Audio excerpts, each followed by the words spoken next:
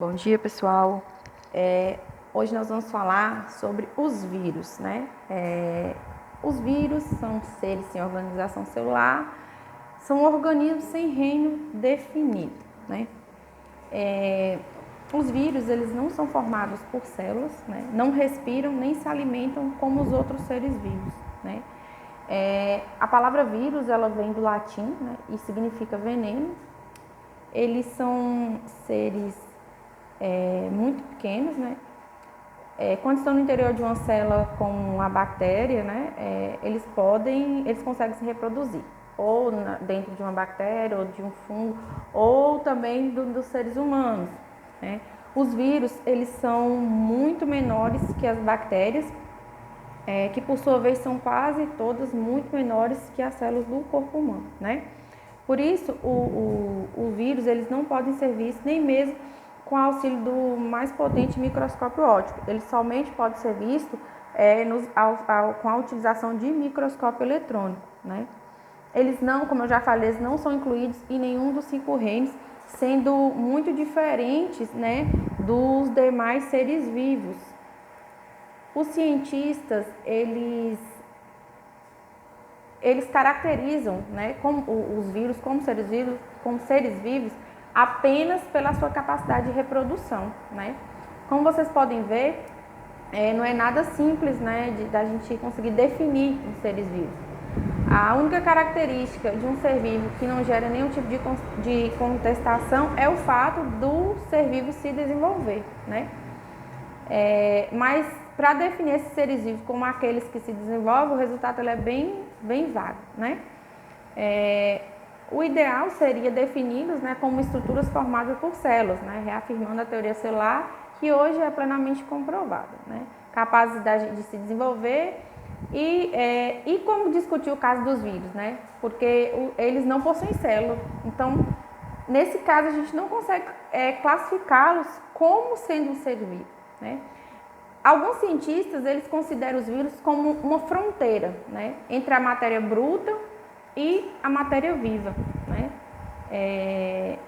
Porque quando eles estão fora da célula hospedeira, eles não têm atividade nenhuma. Eles só conseguem sobreviver se ele estiver dentro de uma célula hospedeira.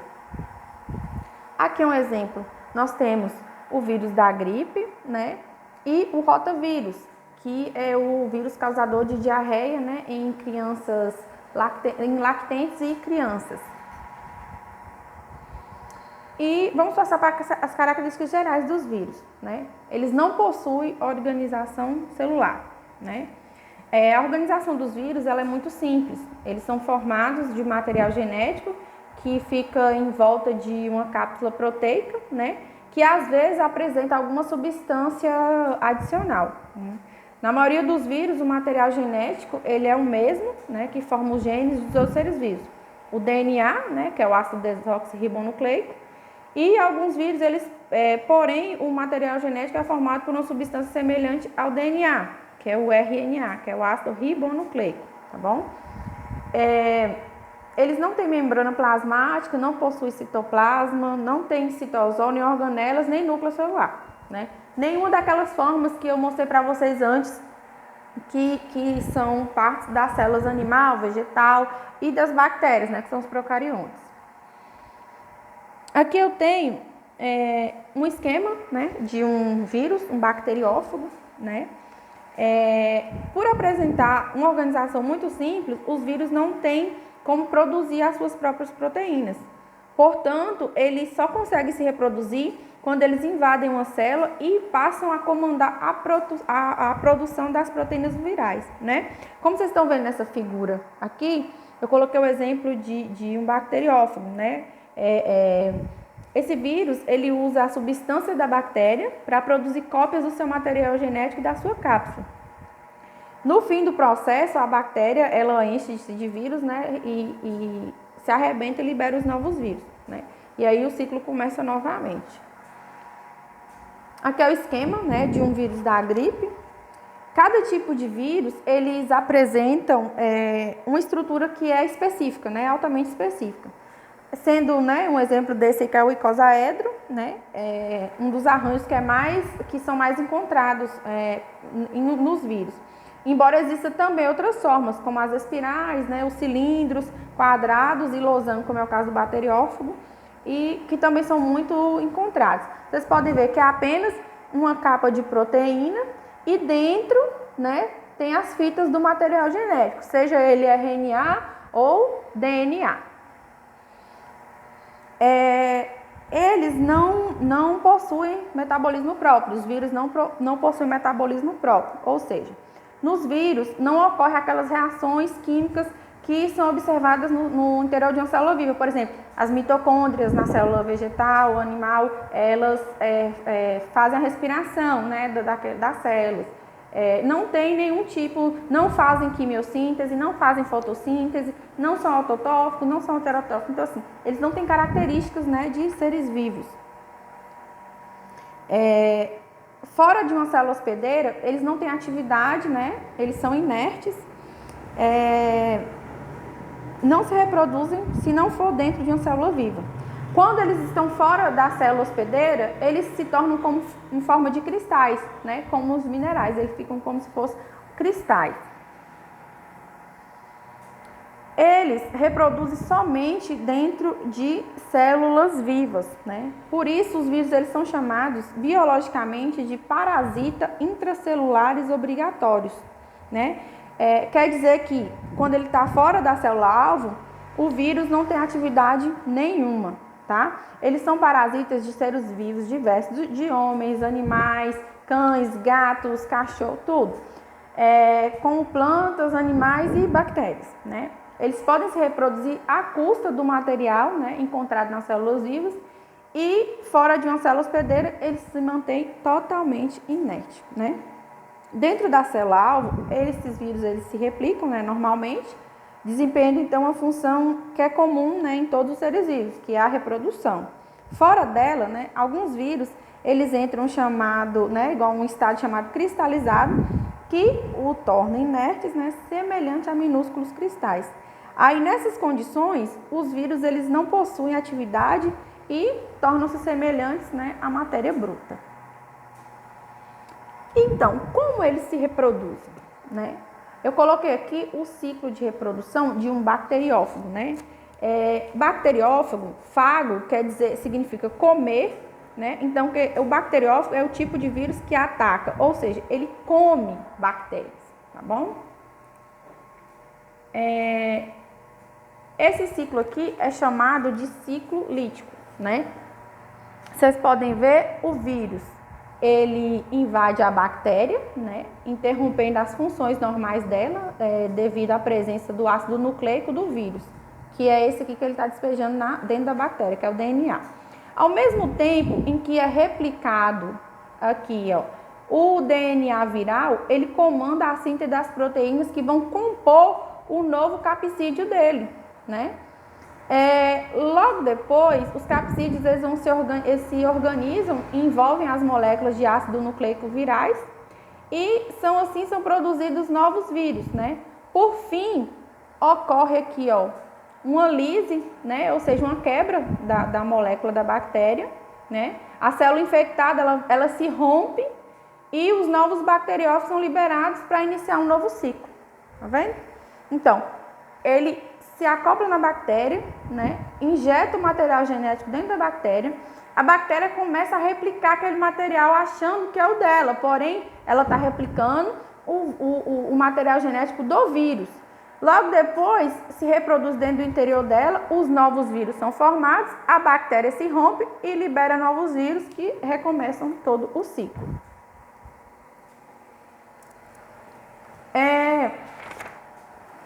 Como os vírus, né, eles se reproduzem apenas quando dominam as células e utilizam elas em benefício próprio, né? São chamados, como eu já falei, de parasitas intracelulares obrigatórios, né? Aliás, os vírus eles causam doenças justamente porque conseguem destruir as células que eles parasitam, né? A gente está em permanente contato com uma grande quantidade de seres microscópicos que são encontrados no nosso ambiente, né? Alguns deles causam infecções, mas nem sempre por isso a gente fica doente o tempo todo, Isso acontece porque o organismo humano, ele possui defesas contra esses micro-organismos, né? Uma dessas defesas é feita pelos anticorpos, né? Pelos anticorpos, que se ligam aos organismos invasores e ajudam a destruir os mesmos, né? Todos os anticorpos, eles são específicos, né? Cada um ataca apenas determinado tipo de micro-organismo, ou seja, é como se fosse a memória, eles tivessem uma memória, né? E fica registrado. Por exemplo, nós temos anticorpos para combater a gripe, nós temos os anticorpos para combater a catapora, né? Coloquei até aqui o exemplo de uma criança com catapora, né? É uma doença causada por vírus. O que acontece? A reação do organismo, ela não é imediata. Então, às vezes, a gente consegue ficar doente, né? Em muitos casos, depois que a gente é curado, a gente se torna protegido e não contrai mais a mesma doença. É o que acontece, por exemplo, com a catapora, às vezes com o sarampo, né? Porque nós tivemos, o ano passado, um surto, né, de sarampo na cidade de São Paulo, aqui no Brasil, né? E para cada novo tipo de micro-organismo, é produzido um novo tipo de anticorpo, né? Isso porque o anticorpo, ele se encaixa em certas estruturas do vírus, né? Que a gente chama de antígenos, né? Como se fosse uma chave encaixando na fechadura, né? A reação do nosso organismo, porém, não é instantânea, né? Porque a velocidade de produção de anticorpos pode variar de acordo com a doença, com o tipo de vírus, né? E com as condições de saúde da pessoa que contraiu esse vírus. Por exemplo, no caso do sarampo, uma criança que é atacada pelo vírus, ela pode apresentar vários sintomas da doença até ela conseguir ficar curada. Porém, depois que essa criança, né, estiver curada, algumas células do corpo dela vão guardar a lembrança desse invasor. Então, são as células especiais que estão sempre prontas para entrar em ação, né, e reagir rapidamente, né, produzir o anticorpo específico se caso a pessoa contrair novamente o vírus da catapora ou do sarampo, né? Quando casos novos, né, dentro do organismo. Existem também casos em que essas células permanecem no organismo pelo resto da vida, né? É por isso que pessoas que já tiveram sarampo, catapora e outras doenças causadas por vírus dificilmente terão essas doenças novamente. Nesses casos, né, a produção de anticorpos ela não para, né? E isso garante a imunidade, a defesa permanente do nosso organismo. Né? Como eu já falei, isso é chamado de sistema imunitário, né? As proteínas que formam as cápsulas do vírus são diferentes daquelas proteínas que existem no nosso corpo, né? Então, quando sofremos alguma invasão por vírus, as proteínas desses seres, né, são estranhas ao nosso organismo e são detectadas pelas células do nosso corpo, né? E essas células do corpo, elas fazem parte do sistema imunitário ou imune e passam a produzir, né, substâncias que combatem o invasor. Como eu já falei, os chamados anticorpos, né? Quando alguém contrai um resfriado, o sistema imunitário, ele inicia a produção de anticorpos, né? Aí depois de alguns dias, esses anticorpos eliminam o vírus e a pessoa fica curada do resfriado. Como os vírus, geralmente de gripe e resfriado, eles são mutagênicos, então cada vez que você se depara com uma gripe, não vai ser o mesmo vírus que você pegou há meses atrás. Então seu corpo vai fazer tudo isso novamente, ele vai criar, né, defesas para esse novo vírus que você contraiu, né? Eles não têm ação específica, né? Ou seja, somente atuam no combate ao micro-organismo para qual ele foi produzido. É o modelo chave-fechadura, né? Para cada tipo de vírus, por exemplo, nós temos uma defesa específica no nosso corpo.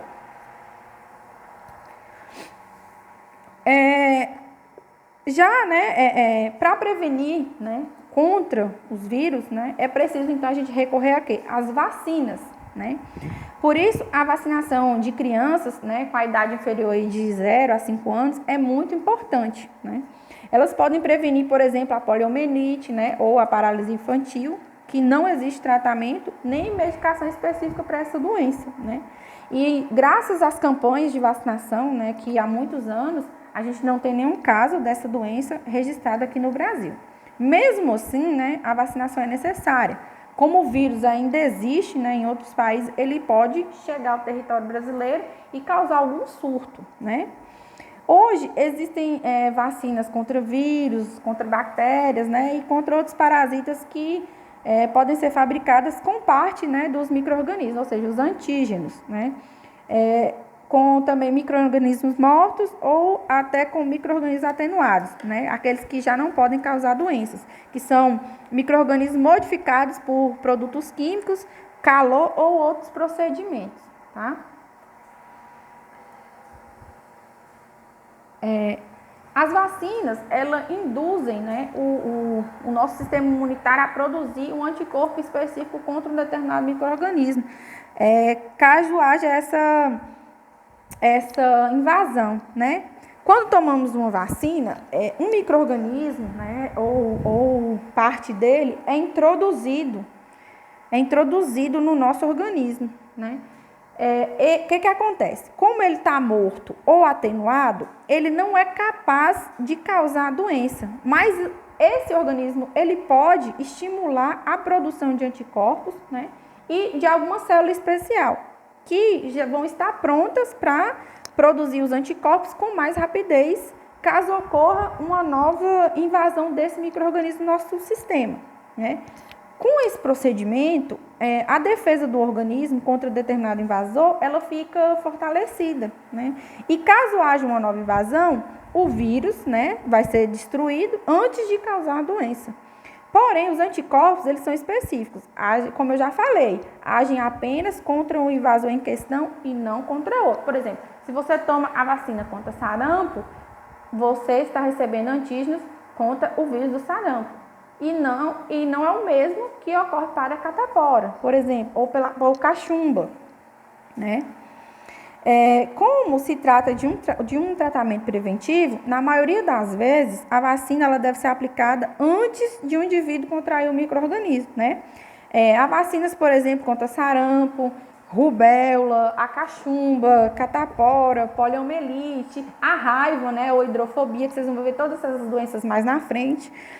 A gripe, febre amarela, né? E alguns tipos de hepatite também.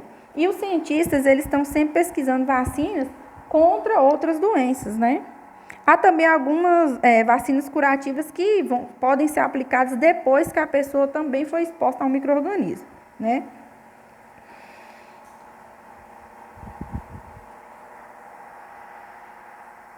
Então, agora nós vamos, né, colocar uma hipótese aqui.